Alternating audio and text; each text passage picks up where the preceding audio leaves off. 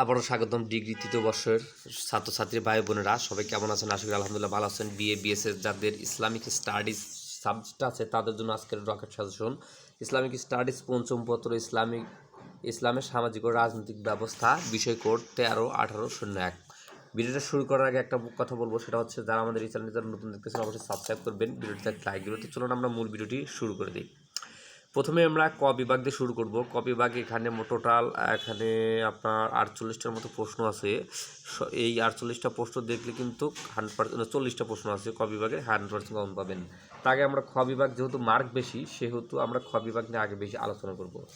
খ বিভাগের 1 নম্বরে আছে ইসলামের গণতন্ত্রের স্বরূপ কী, 2 নম্বরে ইসলামী রাষ্ট্র ও সমাজ বলতে কী বোঝায়, 3 নম্বরে ইসলামী আইন উৎসসমূহ সংক্ষেপে লেখো। ইসলামিক আইন উৎস কোরআন এবং হাদিস।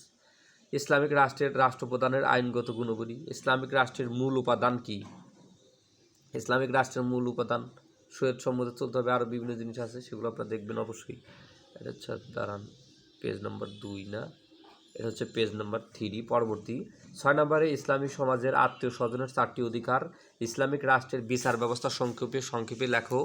তারপর হচ্ছে 8 নম্বরে মৌলিক মানবাধিকার সম্পর্কে ইসলামের ধারণা আলোচনা। 9 নম্বরে পরম সহিংসু ও শাসন বিভাগ বলতে কী বোঝায়, এহসান বলতে কী বোঝায়, ইসলামিক রাষ্ট্রের সাথে পুঁজিবাদী রাষ্ট্রের 4টি পার্থক্য। 12 নম্বরে ইসলামিক সমাজ ব্যবস্থা বলতে কী বোঝায়। 13 নম্বরে খিদমতে খালক কাকে বলে।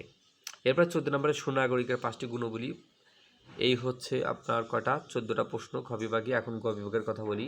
1 নম্বরে ইসলামিক সমাজ ব্যবস্থায় প্রতিবেশীর দায়িত্ব কর্তব্য আলোচনা।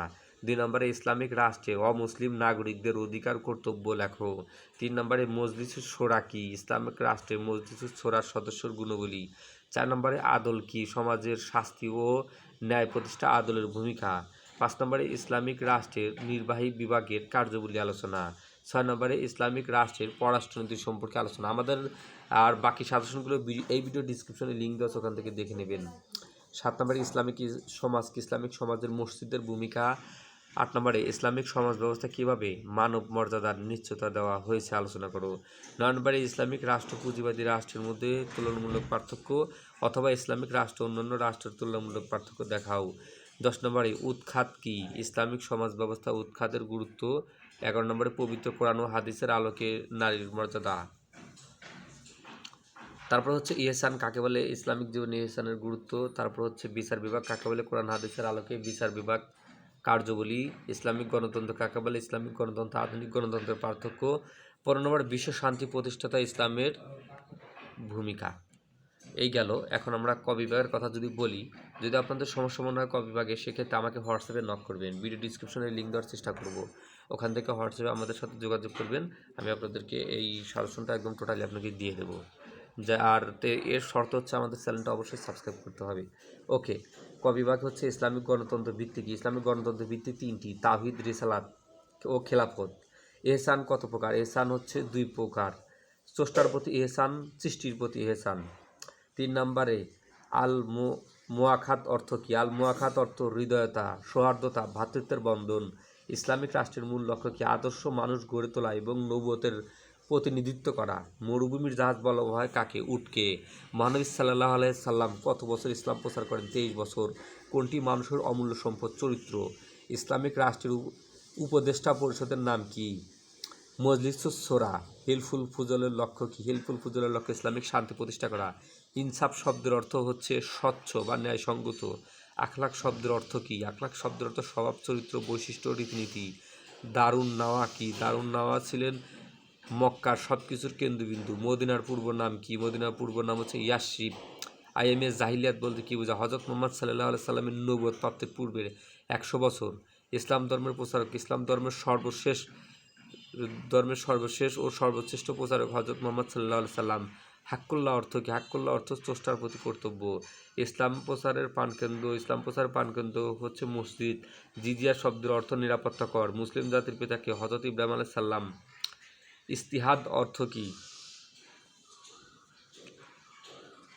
ইজতিহাদ অর্থ হচ্ছে সাধনা করা, গবেষণা বা অনুসন্ধান করা। সার্বভৌমত্ব অর্থ কি, সব কিছুর উপর নিরঙ্কুশ অধিকার। ইসলামিক শিক্ষার ভিত্তি কোরআন হাদিস। মজলিসুস শোরা অর্থ পরামর্শ সভা। খিদমতে খালাক অর্থ কি? সৃষ্টির জগতের খিদমত। নাগরিক অর্থ নাগরিকের অধিবাসী, নগরের অধিবাসী।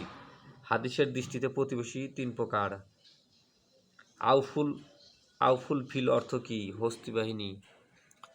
পরম সহিষ্ণুতা বলতে কি বোঝায়? ইসলামের যে নীতিতে ও আদর্শের উপর সর্বোচ্চ প্রেক্ষা গুরুত্বারোপ করে তার নাম পরম সহিষ্ণুতা।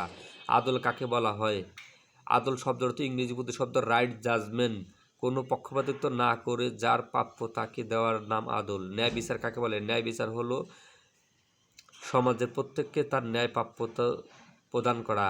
ইসলামিক রাষ্ট্র কাকে বলে? ইসলামিক আদর্শের ভিত্তিতে প্রতিষ্ঠিত পরিচালিত রাষ্ট্র ইসলামিক রাষ্ট্র। হাদিস কাকে বলে? হাদিস শব্দ অর্থ কথা বা বাণী। হযরত মুহাম্মদ সাল্লাল্লাহু আলাইহি সাল্লামের কথা, কাজ ও মৌন সম্মতিকে হাদিস বলা হয়।